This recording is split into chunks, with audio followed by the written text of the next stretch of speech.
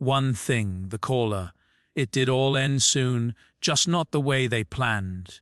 At 2 a.m. on a Tuesday in March, the phone rang, and that was the moment my life fractured into two distinct halves: everything before that call, and everything after.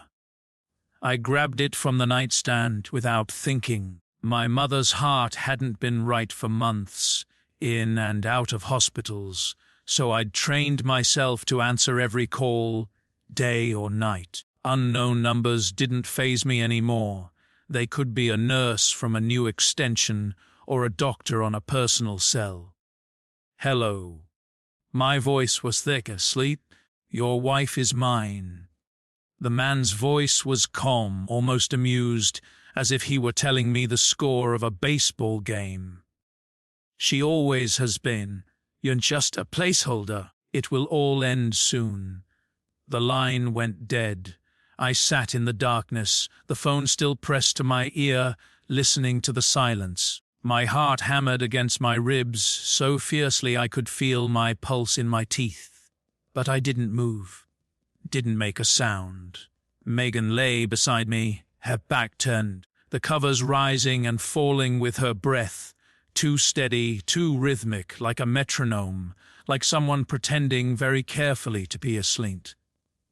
Cintius. We'd been married 6 years. I'd held this woman as she cried over her father's death, a death I now wondered had ever even happened.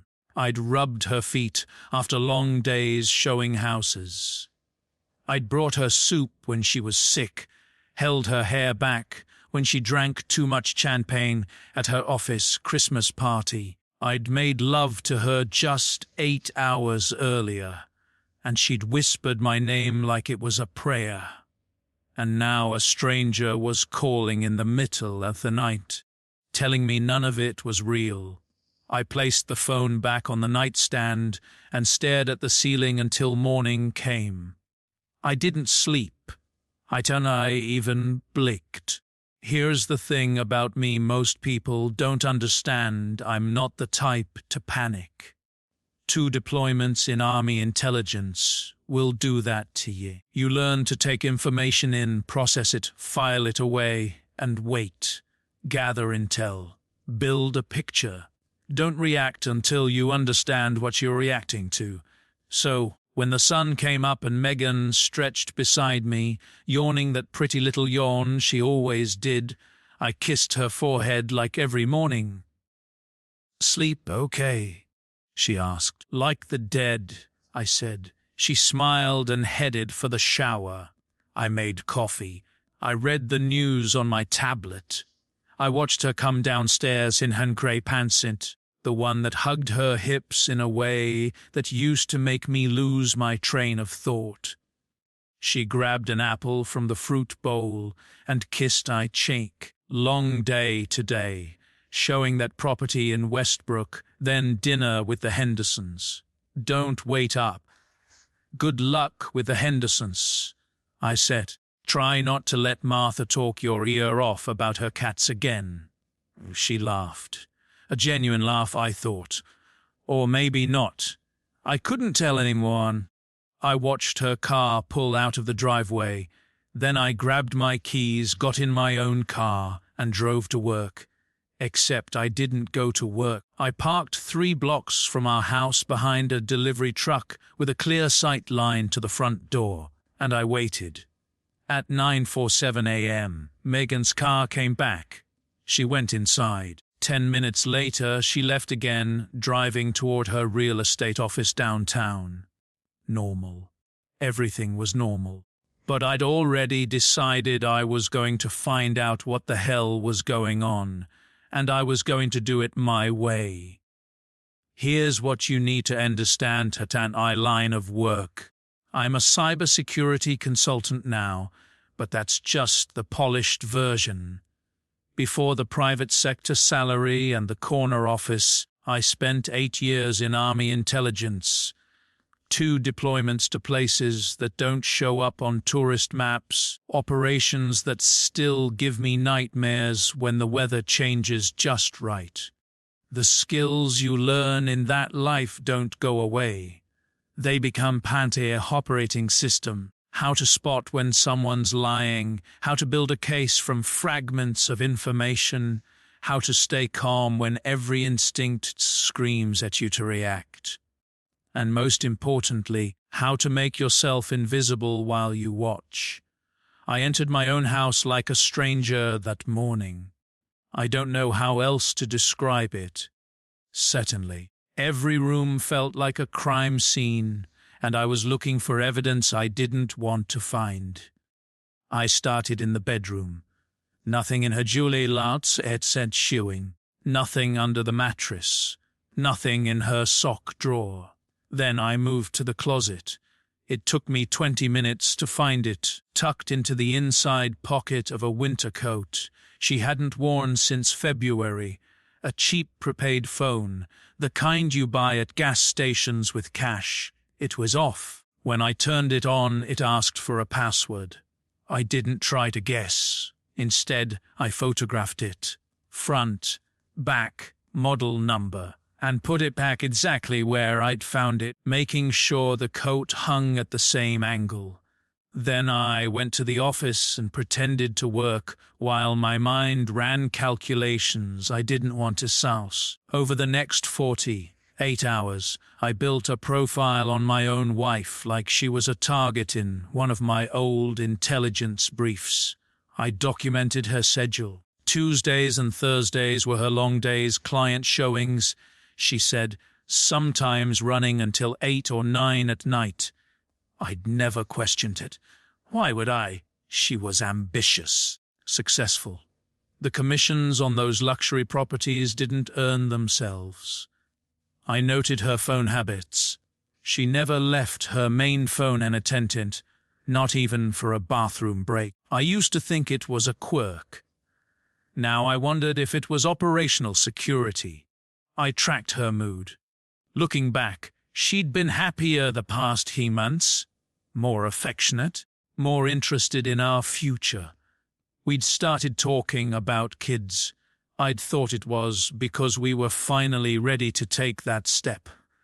Matey, she was happy for other reasons. On the third day, I installed a GPS tracker on her car, not the consumer-grade garbage you find at electronic stores. Military-grade, undetectable unless you knew exactly what to look for.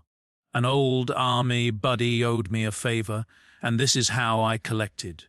I wasn't desperate. I wasn't spiraling. I was operational. The way I survived Kandahar wasn't by making emotional decisions.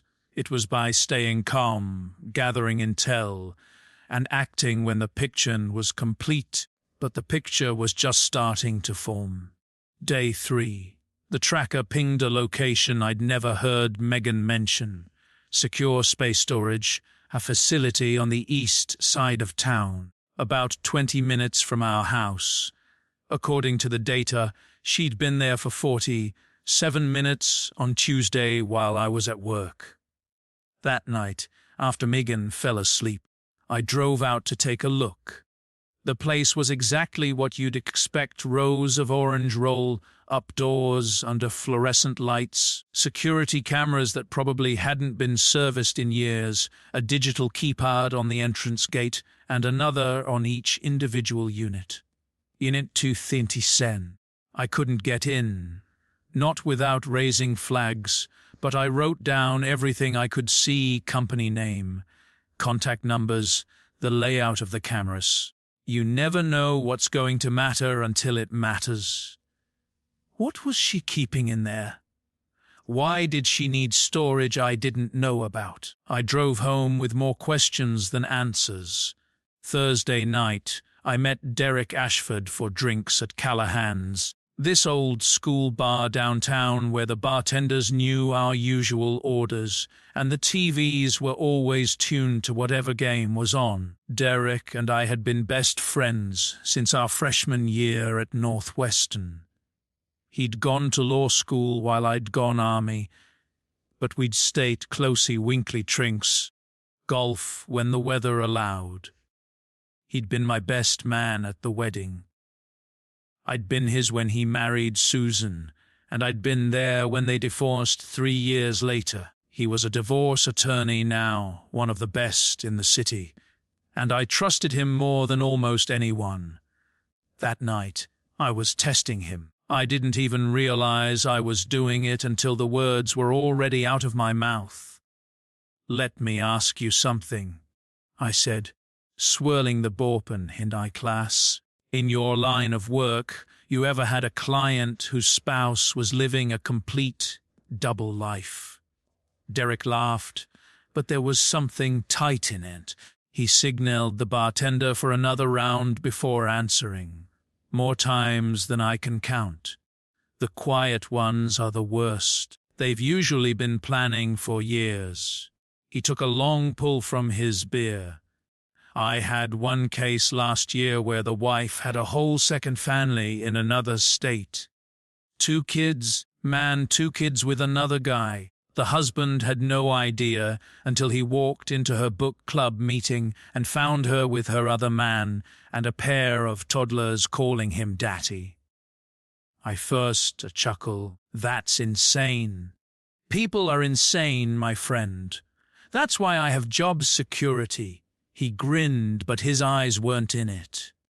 "Why, do you ask? Everything okay with you and Megan?" "Fine, everything's fine. Just something a client mentioned that got me thinking." "Aha." He checked his phone, typed something quickly, put it face down on the bar. I watched him as he talked. Derek was checking his phone more than usual. He laughed a little too hard at his own jokes. His eyes kept darting to the door like he was expecting someone. "Hot date later?" I asked, nodding at his phone. "What?" "No, just work stuff." "You know how it is. Maybe I was just paranoid. Maybe the phone call had scrambled my radar. Or maybe not." Day 5. The second call came into Lenson 23 kn. Megan was at a client dinner. One of her regulars, she'd said, a developer always looking at new investment properties. Same unknown number. "She told me about your mother's birthday," the voice said. Same calm tone, same hint of amusement. "That little Italian place you're taking hen to Saturday. Cute. Enjoy these last family moments, placeholder." Click. I sat in the dark living room for a long time after that, my mind running through hostilities. The caller knew about my mother's birthday dinner. I'd only discussed that with Megan 2 days ago inside the house. There was no way anyone could have overheard unless they were listening. I spent the next 3 hours sweeping every room for bugs. I checked light fixtures, power outlets, smoke detectors. I ran diagnostics on my phone, clean. All of it was clean, which meant one of 2 things: either someone had access I couldn't detect, or Megan was feeding the caller information directly. Neither option was good. I called in a favor I'd been saving for a rainy day. Wallace Drake was 55 years old, built like a refrigerator, and had retired from the FBI under circumstances that nobody talked about. We'd met during a joint operation overseas that remained classified to this day. He owed me for something I wasn't allowed to remember in official contexts. And when I explained my situation, he agreed to help. "Storage unit," Wallace said when we met at a diner across town. "That's easy. I can have records by tomorrow. I need to know who rented it, when, and how it's being paid for." Done. What else? I slid my phone across the table and showed him the photos of the burner phone. "I need to know if there's a way to access the contents without tipping her off that I've been looking." Wallace studied the image. "Possible, but risky. If she's checking it regularly, she might notice the battery drain or some other indicator. Better to wait. Track her patterns. See when she uses it. And for what?" I nodded. Wallace was right. Patience was the game now. There's one more thing, I said. The caller. I need to know who's on the other end of those calls. You save the number. Yeah, but it's going to be a burner. Probably a dead end. Lally smiled, and it wasn't a nice smile. Everything's a dead end until it isn't. Let me work on it. The storage unit was registered to Megan Whitmore, her maiden name. Rented 18 months ago, paid in cash every month. Wallace and I staked out the facility for 3 days before she showed. On day 10 at 20:15 p.m., her silver Lexus pulled into the lot. She yinced a key card to access the gate, then walked straight to Unit 247 like she'd done it 100 times.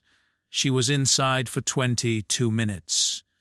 When she came out, she wasn't carrying anything. Wallace followed her from there while I stayed behind, watching the unit like it might reveal its secrets through sheer willpower.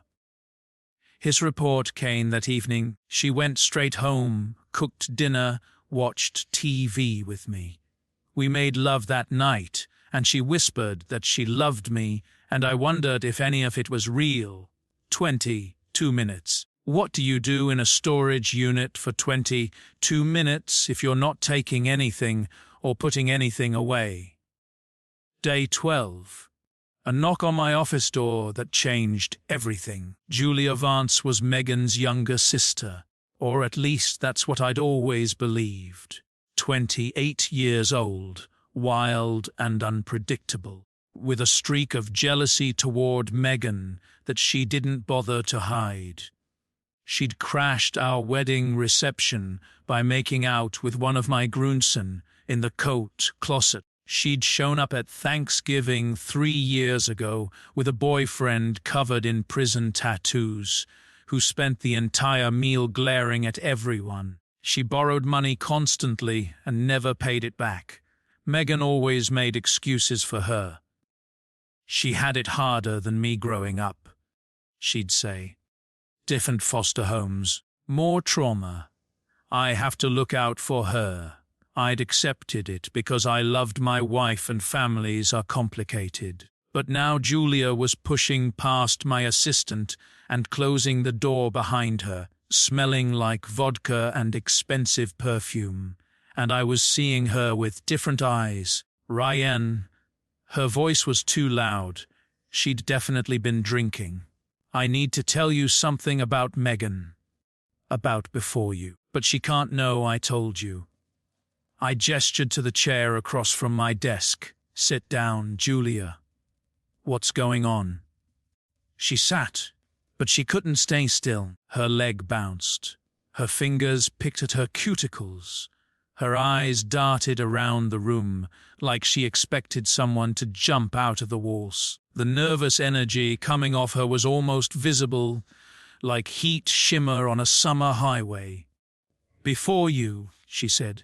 Megan was engaged to a man named Nathan Briggs. It ended badly. She never talks about it. She mentioned an ex once. Said it didn't work out. Didn't work out.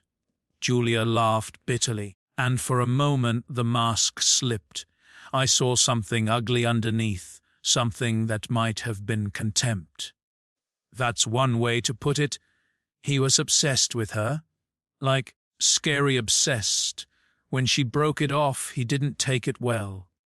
There were threats, restraining orders. She had to move 3 times. That sounds terrifying. Why are you telling me this now?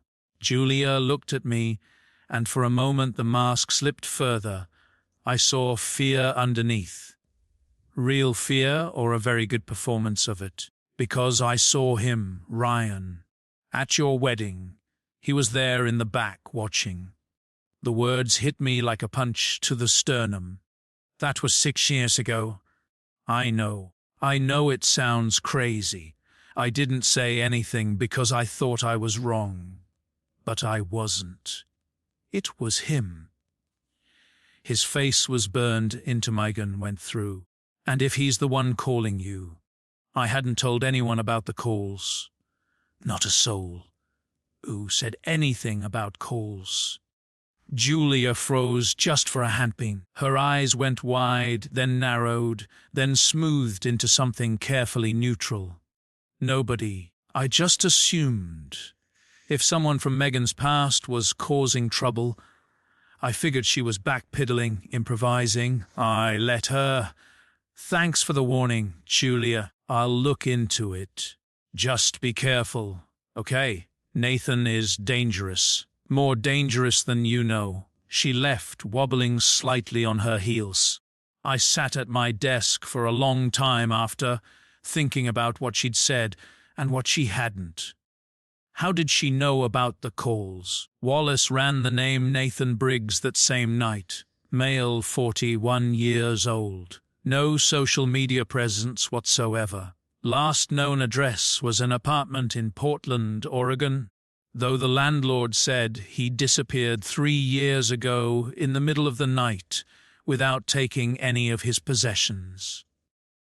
One arrest on his record 8 years ago, a restraining order violation filed by Megan Whitmore. The case was dropped 6 months later. No explanation in the public record.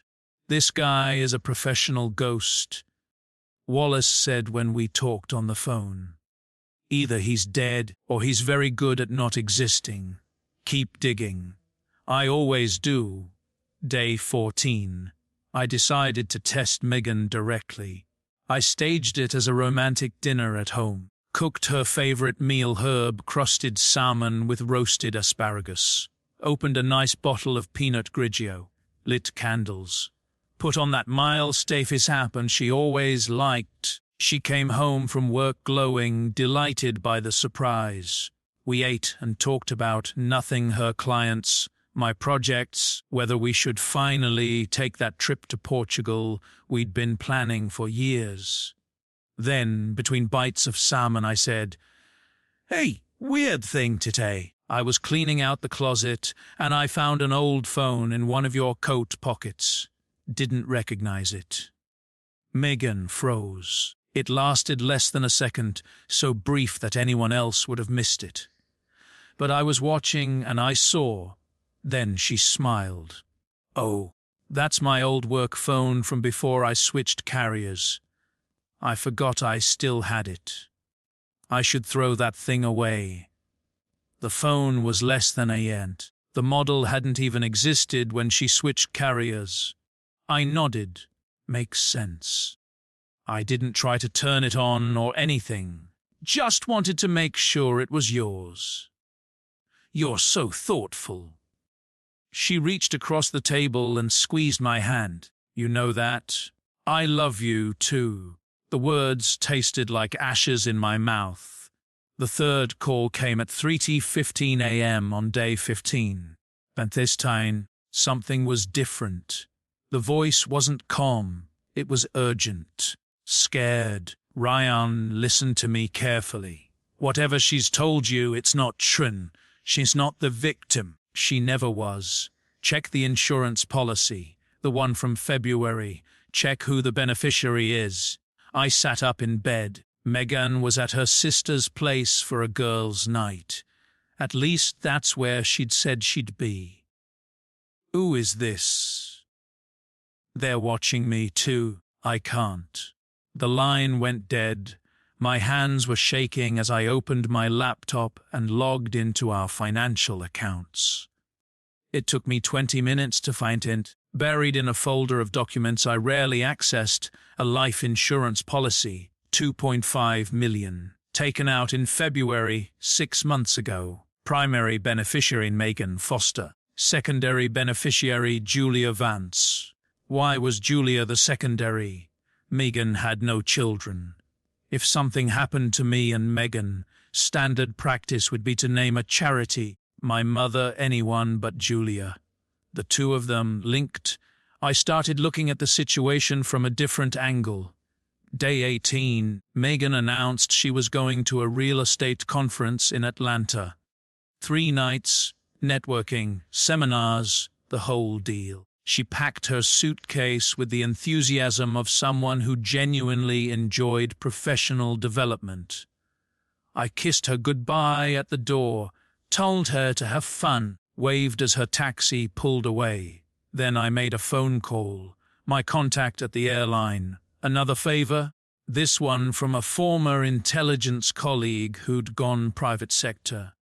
Confirmed what I'd suspected. Megan had booked a connecting flight from Atlanta to Portland, Oregon. Portland, where Nathan Briggs had lived before he disappeared.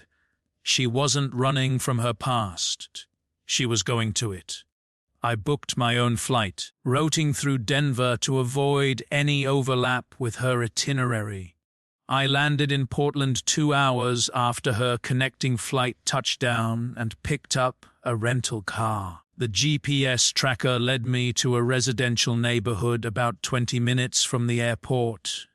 Modest houses, well-kept lawns, American flags hanging from front porches. Her rental car was parked outside a white house with blue shutters and a "for sale by owner" sign in the yard that looked like it had been and for years. I parked across the street behind a minivan and waited. 1 hour passed. 2. At 8:47 p.m., the front door opened. Megan came out, but she wasn't alone. A man walked beside her, tall, dark hair going grey at the temples, wearing a flannel shirt and jeans. She was crying. He had his arm around her shoulders, comforting her. Not a lover's embrace. Not the body language of an affair. Something else. I made a decision. Maybe a stupid one. But I was tired of watching from the shadows. I got out of the car and walked toward them. My footsteps were loud on the quiet suburban street. Every instinct I had was screaming at me to stop, to go back to my car, to watch and wait and plan. But I was done waiting, done watching my life from the outside, while everyone around me played chess with my future.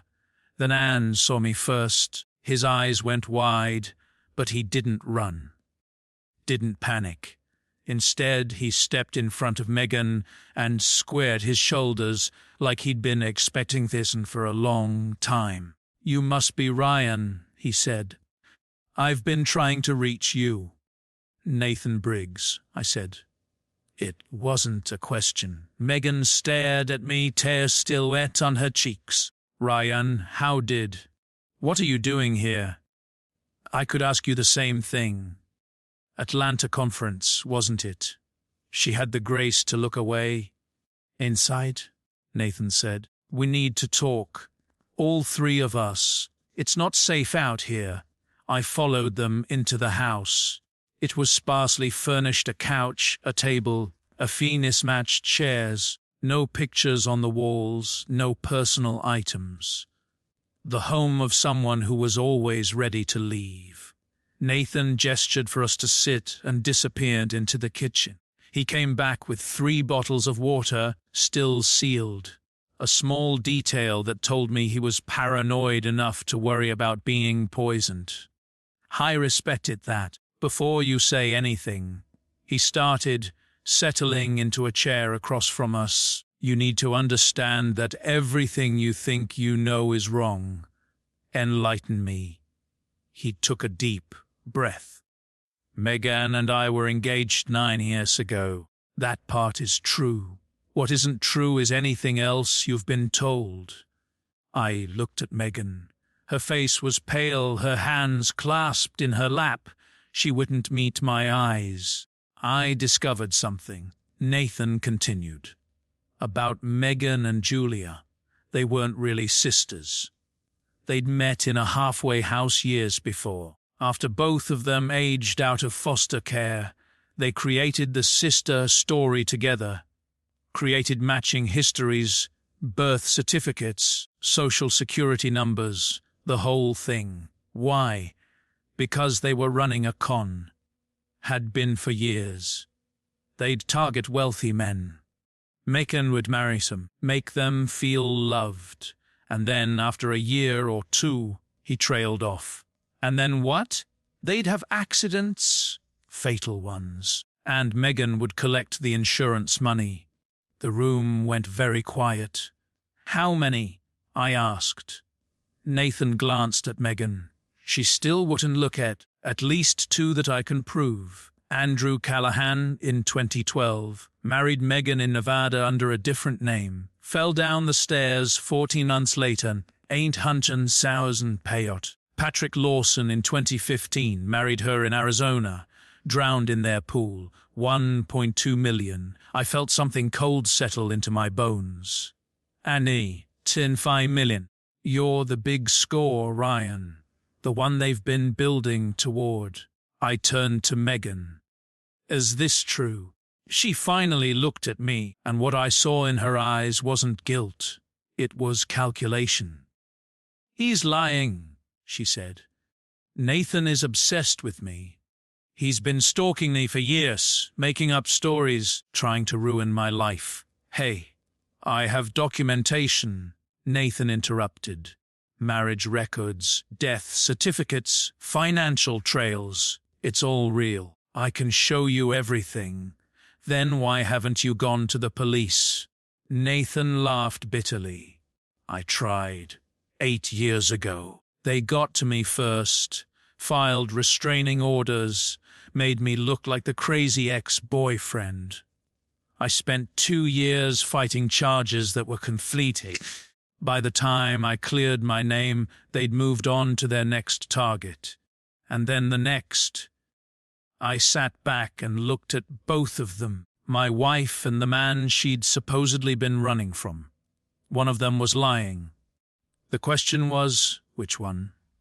Nathan's files were extensive. Marriage records from Nevada and Arizona under names I didn't recognize: Megan Wells, Megan Grant. Death certificates that matched. Photos of Megan with 2 different men, smiling, happy, in love. Both men were dead. Now, there was a video, too. Grainy security footage from what looked like a coffee shop. Julia and Megan at a table, heads bent together, speaking in low voices. The audio was terrible, but Nathan had managed to enhance parts of it. The Foster Project, Julia's voice. Timeline needs to move. Megan's. Clean up after is the priority. I watched it 3 times, listened to my wife discuss me like I was a business venture. A problem to be solved. Why didn't you come to me directly? I asked Nathan. Why the anonymous calls? I didn't make any calls. Not until that one warning about the insurance policy. He looked genuinely confused. What calls are you talking about? The first 2 calls. The calm voice, the amusement. Your wife is mine. You're just a placeholder. If Nathan hadn't made those calls, who had? I flew home the next morning, my head spinning with possibilities. Megan returned from her conference a day later, full of stories about Atlanta that I now knew were fabricated. I played my part, loving husband and suspecting target. But I wasn't alone anymore. I had Nathan's evidence, I had Wallace's contacts, and I had a new ally, Catherine Cole, a former prosecutor turned criminal defense attorney who'd been looking for a case that would define her career. We can't just go to the police, Catherine said when we met at her office downtown. Based on what you've shown me, Megan knows how to lay the system. She's done it before. We need irrefutable evidence. Not just documentation that she could claim was fabricated, but something that proves intent beyond any doubt. You're talking about catching her in the act. I'm talking about letting her think she's swing. Make yourself vulnerable. Give her an opportunity she can't resist, and document every second of it. The next 2 weeks were the hardest of my life. I started working late more often, complained about stress, mentioned trouble sleeping. I told Megan I'd started taking sleeping pills, though the pills I actually took were placebos I'd switched myself. Maybe we should update my will. I said one night over dinner, make sure you're taken care of if anything happens. Megan looked at me with what I once would have called love. "Ryan, nothing's going to happen to you. Don't talk like that. I just want you to be secure, that's all." That night I saw her make a phone call from the backyard. 11 minutes. When she came back inside, she was smiling. The burner phone was no longer in the closet. She'd moved it. She was activating something. Julia showed up at my office again on day 28. Sober this time, controlled. "I need to tell you something else," she said, "about Nathan." I leaned back in my chair. "I'm listening." "He's contacted me, threatened me. He says he has evidence that will destroy Nathan, but it's all fabricated. He's been planning this for years, ever since she rejected him." I nodded slowly, giving nothing away. "That's concerning. Whatever he's told you, it's lies. Megan was a victim, Ryan. She still is. We both are." "I appreciate you looking out for me, Julia. I'll be careful." I watched her face as she spoke, the way her eyes tracked my reactions, the way she adjusted her story based on what she thought I already knew. She was fishing, testing, reporting back. I escorted her out with a smile and watched her drive away. Now I knew for certain the sisters were coordinating. Julia was the handler, Megan was the operator, and I was the mark. Day 30 almost got me killed. I was in the garage, checking under my car for tampering. Wallace's suggestion after Nathan had mentioned that Patrick Lawson's drowning might have been preceded by vehicular sabotage. I'd put the car up on a jack to get a better look at the brake lines. The jack slipped. The car came down. I rolled clear with maybe 2 inches to span, my arm scraping against the concrete as I threw myself out of the way. The car hit the ground with a crash that rattled the windows. I lay there, heart pounding, staring at the ceiling of my garage and wondering if I was going to die in my own house. The jack had been fine that morning. I'd checked it myself, the way I checked everything now. It hadn't been faulty. It had been tampered with. I documented the scene photos, video. A hidden camera I'd installed weeks ago showed Megan entering the garage that morning while I was in the shower. She'd been in there for 4 minutes, long enough to make sure the jack would fail under pressure. Nathan called that night. He sounded panicked, a far cry from the calm, controlled man I'd met in Portland. They found me. I don't know how, but they did. "I have to move. Can you get somewhere safe?" "I'm working on it. But Ryan, there's something else. Something I didn't tell you." "What?" "Then, Julia isn't Megan's sister. Not even in the fake documentation, hey." I dug deeper into their histories. They met in a halfway house 12 years ago. That's true. But they weren't just friends. They created everything together from scratch. The family history, the childhood photos, the grieving parents. All of it completely fabricated. Everything I thought I knew about my wife, her background, her family, her life was fiction, a performance, a long con that I'd walked right into with my eyes open and my heart on my sleeve. "I'm uploading everything to a secure server," Nathan continued. "If something happens to me, Wallace knows how to access it." "Nathan?" The line went dead. Wallace confirmed my worst fears 3 days later. Nathan's Portland house was empty. No signs of struggle, but no signs of life either. His car was still in the driveway. His clothes were still in the closet. But Nathan himself was gone. Either he'd run, or they'd gotten to him. The clock was ticking. I accessed Nathan's files the next day with Wallace's help. Everything was there, the documentation, The marriage records, the financial trails, the video of Julia and Megan planning the foster project. But Catherine was cautious. "This proves motive and planning," she said. "But for a conviction that will stick, we need more. We need to catch them attempting something. Otherwise, a good defense attorney will claim the evidence was manufactured." "How do we do that?" Catherine smiled grimly. "We give them exactly what they want, an opportunity to kill you that looks natural, opportune, and unwitnessed. And then we make sure it's all documented by people who can testify in court." "You're talking about using me as bait." "I'm talking about using me in this once and for all." I thought about it for less than 10 seconds. "Let's do it." The plan came together over the following week. Catherine brought in a detective named Camille Prout, a homicide investigator with 20 years of experience and a reputation for not trusting anyone. She reviewed the evidence, listened to the recordings, and gave her assessment. "This is compelling," Prout said, "but it's also circumstantial.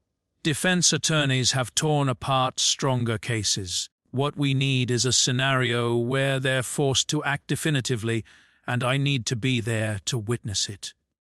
So we built a trap. I told Megan that for our 6th anniversary, 2 weeks away, I wanted to take her to a remote cabin, the same place we'd spent our honeymoon, just the two of us. No phones, no internet, complete isolation. She hesitated for just a moment. Then her face lit up with what looked like genuine joy. "That sounds perfect, baby. Just what we need." The night before we left, I met Derek for one last drink, the man I'd considered my best friend for almost 20 years. He asked too many questions. The cabin's exact location, our planned itinerary, whether anyone else knew where we'd be. "Seems risky," he said. "Middle of nowhere like that. What if something happens?" "Like what?" He backpedaled immediately. "I just mean, bears and stuff." That night, Wallace ran Derek's financials. There it was, a 50,000 deposit 6 months ago from a shell company connected to Megan's offshore accounts. Derek hadn't been my friend for years. He'd been their inside man, feeding information, helping them understand the legal landscape in case things went wrong. The betrayal was complete. Everyone I trusted was compromised. Everyone had been chosen. I'd been alone from the beginning. I just hadn't known it. The cabin was beautiful. 2 hours from the nearest town, surrounded by old-growth forest with a view of the mountains that would have taken my breath away under different circumstances. Megan loved it. She walked through the rooms with her hands clasped, sighing with contentment, commenting on how perfect everything was. The loving wife, the devoted partner, a performance so convincing that even now, knowing everything I knew, part of me wanted to believe it. What she didn't own. Catherine Cole was stationed in a rental cabin 2 miles away. Detective Prout had coordinated with local law enforcement and had jurisdiction connections in this county. Every room was rigged with micro cameras that I'd had installed during a maintenance visit I'd arranged weeks ago, and I was wearing a wire with GPS tracking that would broadcast everything to a team that was ready to move at a moment's notice. The chat was set. All that remained was for her to spring it. That night we had a romantic dinner. Candlelight, wine, though I only pretended to drink mine. Megan was relaxed, affectionate, more like the woman I'd married than she'd been in months. "I've been thinking about the future," she said, reaching across the table to take my hand, "about starting a family. I know we've talked about it, but I really think we're ready now." Yeah.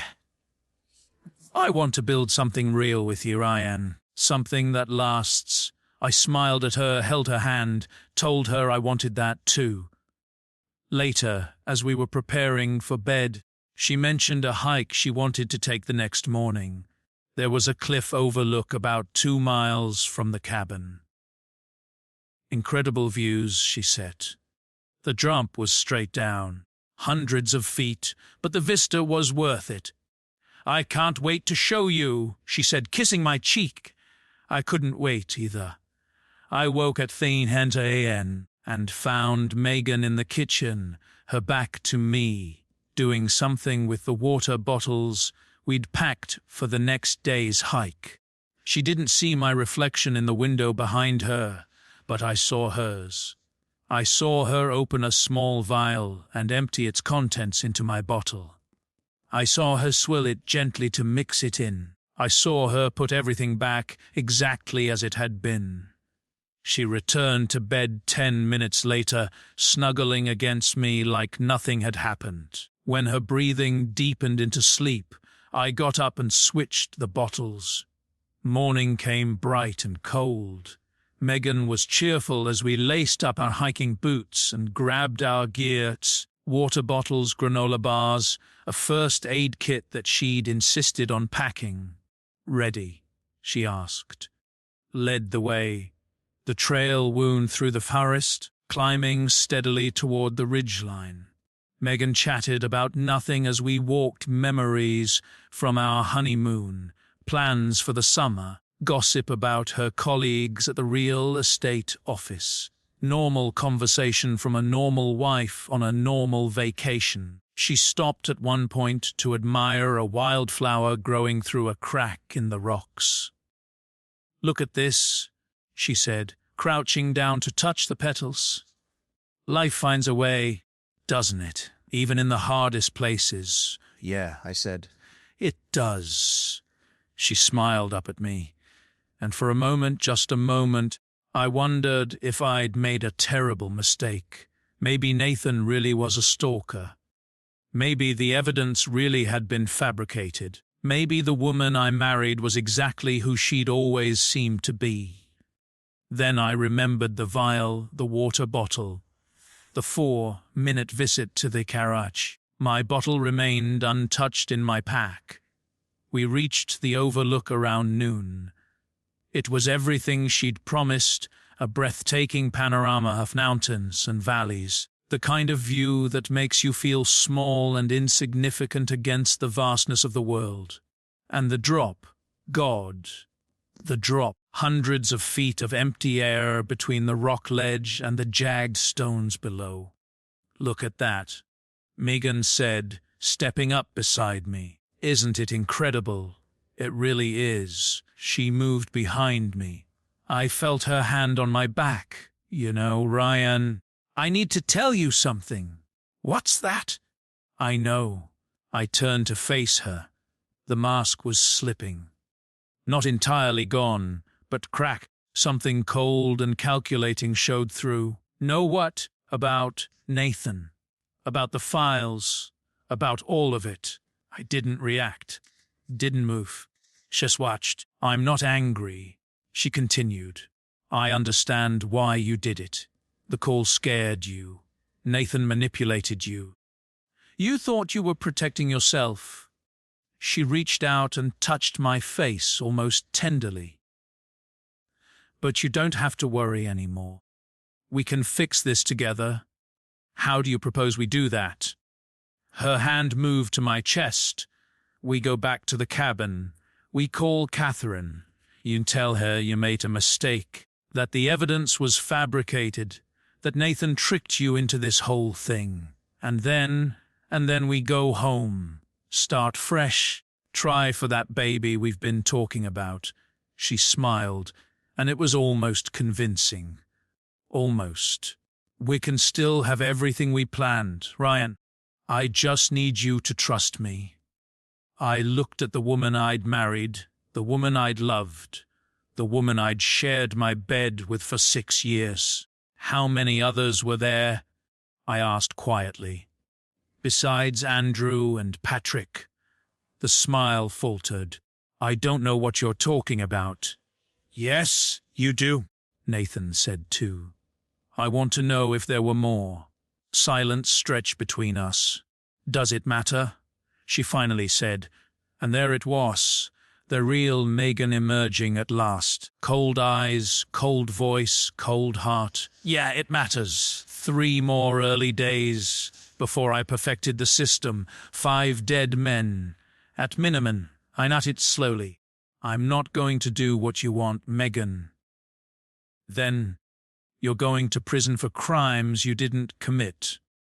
Her voice was still calm, but something dangerous flickered in her eyes. Is your pride worth that? This isn't pride. This is making sure you never do this again. The sound of footsteps came from the tree line behind us. Megan's face changed, first confusion, then understanding, then fury as Detective Prout emerged from the forest with 2 county deputies flanking her. Catherine Cole was with them, recording everything on a handheld camera. Megan Foster. Prout said, "You're under arrest for the murders of Andrew Callahan and Patrick Lawson, and for the attempted murder of Ryan Fosse. You have the right to remain silent." Megan's hand moved toward her jacket pocket. I caught her wrist before she could reach whatever was there. "Don't," I said. She looked at me, really looked at me for what felt like the first time in years. No mask, no performance, just the real woman underneath. "You think you've won?" she said as the deputies cuffed her hands behind her back. "You found Nathan's files, his evidence, his proof." I didn't respond. "Nathan Briggs is dead," she continued, her voice rising. "Has been for 3 years. The man you met in Portland was an actor. A very, very Kitlan. My blood went cold. Everything you think you discovered, we put it there. Every file, every video, every piece of evidence. You didn't investigate anything, Ian. You performed exactly as we designed." A Prout pushed her toward the trail. "Let's go, Mrs. Foster." But Megan wasn't finished. She twisted her head to look back at me, and she was smiling. "You'll see," she called. "This isn't over. It's just beginning." We checked the server as soon as we got back to the Cat Inn. The files were gone, every single one. In their place was a video. Julia's face filled the screen, her expression calm and slightly amused. "Hi, Ryan. If you're watching this, Megan's been arrested. Congratulations. But here's the thing you didn't win. You just activated the next face. In iFun bust, a news alert. Breaking prominent cybersecurity consultant accused of stalking, harassment, and conspiracy to commit murder. Warrant issued." Julia's voice continued. "The evidence against Megan. We've already flipped it. Phone records, emails, surveillance footage. All manipulated to show you as the perpetrator. You wanted to be the hunter, Ryan, but you were always the prey." The video ended. I stood in the middle of the cabin, surrounded by my allies, watching my life collapse in real time. The next 3 weeks were a nightmare. I was arrested. The evidence against me was overwhelming. I had surveillance, my own photographs, recontextualized to tell a completely different story. Detective Prout vouched for me, but she was one voice against a mountain of manufactured data. Catherine posted bail. We had 72 hours before the arraignment. "We need to find Julia," she said. "She's the key to unraveling all of this." But Julia was gone. Her apartment had been stripped clean. Wallace tracked her to an airport, a flight to Mexico City, then a connection to Buenos Aires. She'd vanished with approximately $4 million in accounts I hadn't known existed. Megan was the face. Julia was the brain. Megan requested a meeting from jail. Against Catherine's advice, I agreed. Maybe I needed closure. Maybe I needed to look her in the eyes and understand how I'd been so thoroughly flint. Or maybe I just needed to see her in that orange jumpsuit, stripped of her designer clothes and perfect makeup, so I could finally believe it was real. The visitors' room smelled like industrial cleaner and despair.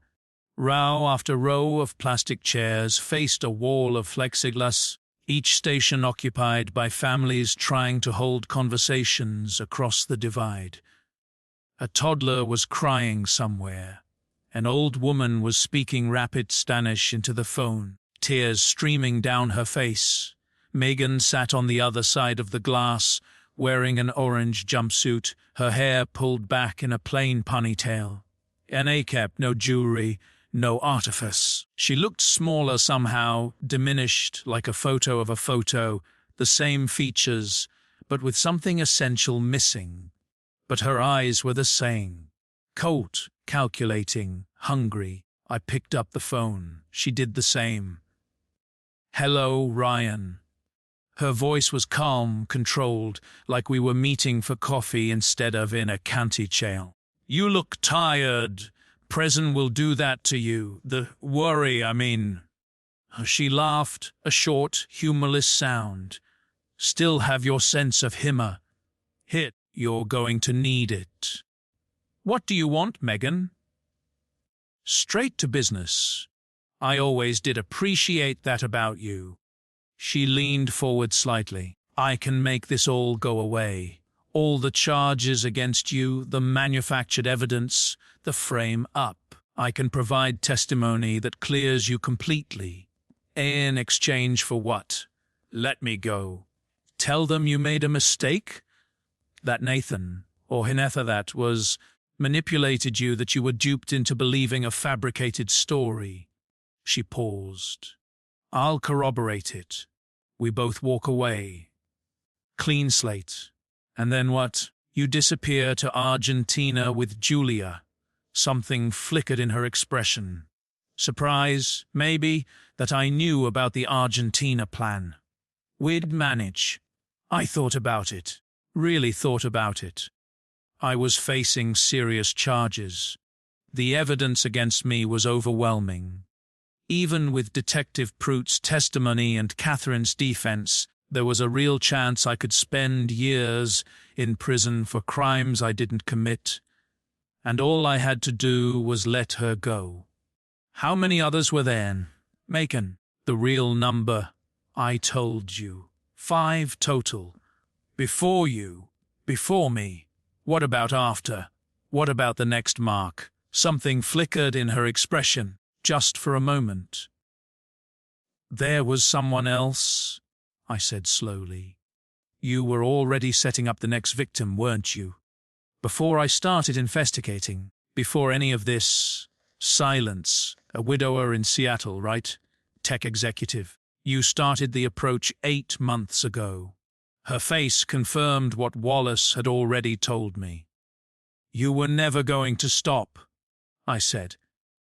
"I wasn't the end game. I was just the current project." "Does that change anything?" "Yeah." I stood up. "It means I can't let you go, even if it costs me everything. Then you'll go to prison for crimes you didn't commit. Is your conscience worth that?" "We'll see." I walked out without looking back. The breakthrough came from an unexpected source. Wallace had been digging for weeks, chasing dead ends and false trails, spending more hours on this case than any paying client would ever justify. When he called me at 2 in the morning, his voice had that particular quality that cops and investigators get when they finally crack something open. "The real Nathan Briss," he said. "I found him." "Where?" "Nevada. A psychiatric facility called Desert Springs. He's been there for 4 years. My stomach dropped. Has not dead. Very much alive. committed against his will after a documented mental breakdown that coincided exactly with when he claims he tried to expose Meghan.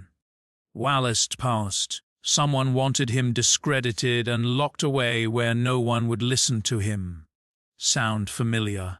We visited him, legally, with the facility's permission and Catherine's careful coordination with his attending physician. The man who shuffled into the visiting room bore little resemblance to the confident, healthy man I'd met in Portland.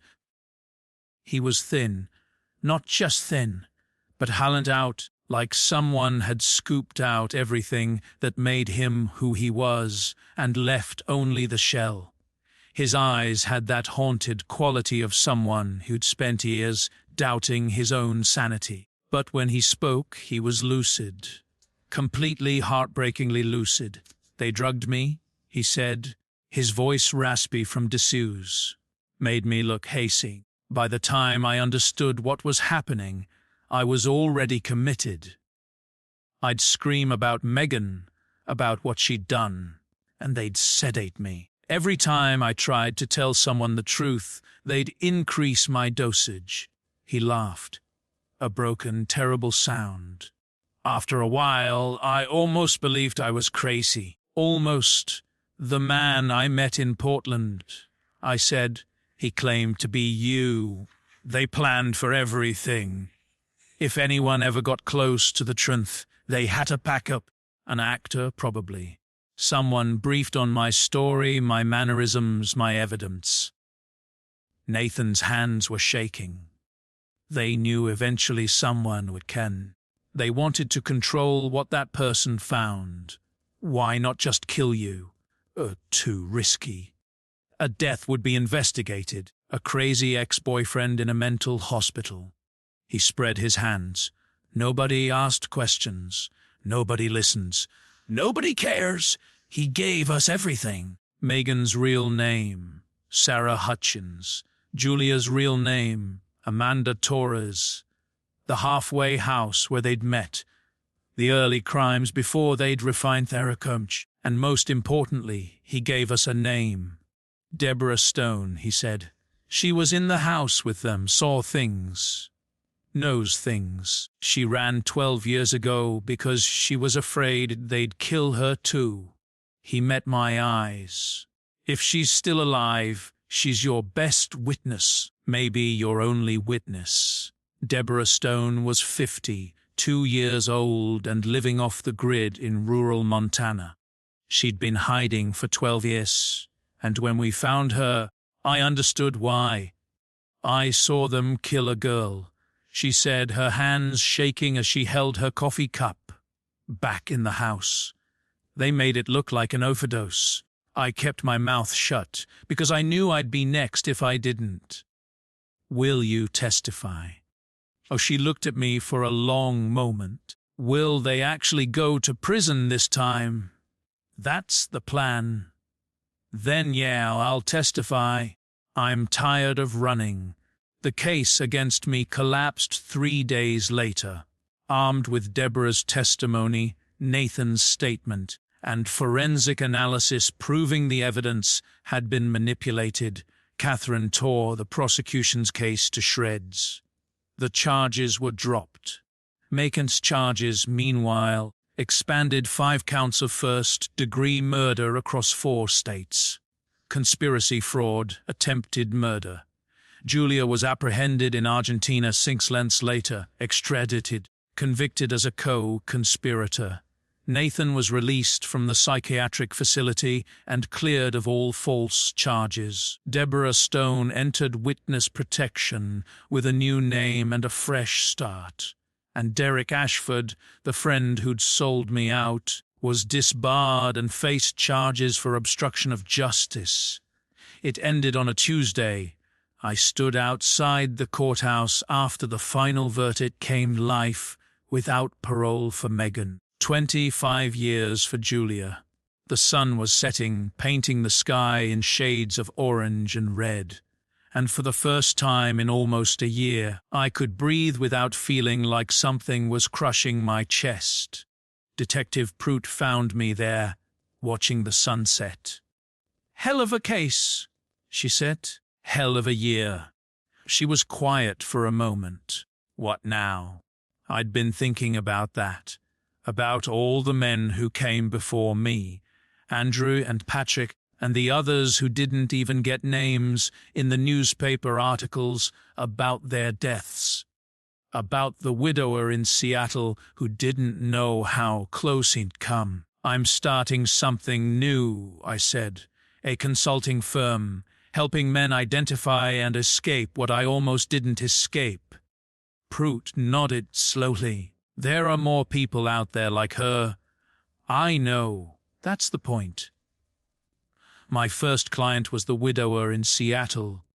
His name was Thomas, and when I showed him the documentation, the pattern, the timeline, the warning signs, he broke down in my office and cried for 20 minutes.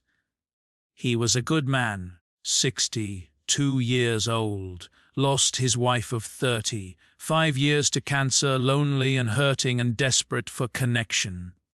The woman who targeted him had done her homework. She knew his favorite restaurants, his favorite movies, his late wife's name, and the date of their anniversary.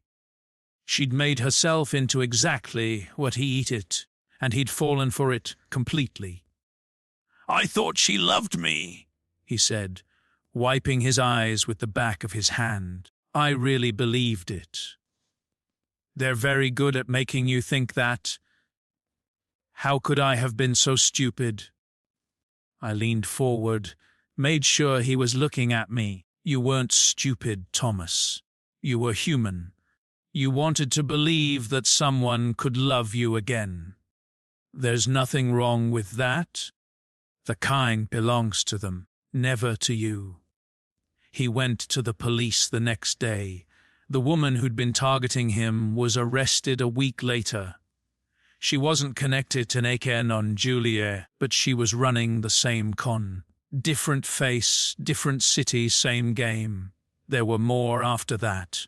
More men, more predators, more patterns to recognize and traps to dismantle. I hired a staff, brought on a psychologist who specialized in emotional manipulation, partnered with law enforcement agencies in 12 states. We saved lives, not with guns or violence, but with information, with pattern recognition, with the simple act of making people see what was right in front of them before it was too late. I never found out who made those first 2 calls, the ones with the calm voice and the smug amusement. Wallace ran every lead, traced every possible angle, but whoever they were, they'd covered their tracks too well. Maybe it was Julia testing me before the main operation began. Maybe it was someone else entirely, another piece of the puzzle I'll never complete. Or maybe sometimes the universe just sends you a warning when you need one most. I don't challenge anymore. What matters is that I listened. Sometimes late at night when I can't sleep, I still hear the phone ring at 2:47 a.m., still hear that calm voice saying, "You're just a placeholder." He was right about one thing, the caller. It did all end soon, just not the way they planned.